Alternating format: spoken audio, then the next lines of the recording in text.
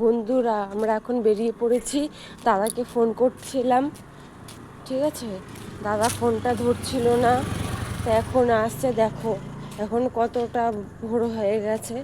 যাচ্ছি, এই যে আমার মা, এই যে এই যে সোনামা, মা, ওর পাপা আসছে। এই দেখো আমি দাঁড়িয়ে আছি, দেখো এই যে এত লেট করে খুললো বলো তো, এখন কি দেখতে পারবো? চলো চলো, হ্যাঁ, চাঁদ চলে যাবে। চারটা আবার চলে যাবে? তাই কোথায় যাবে?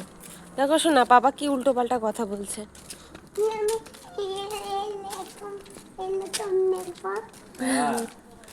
দেখো আমরা এখন যাচ্ছি,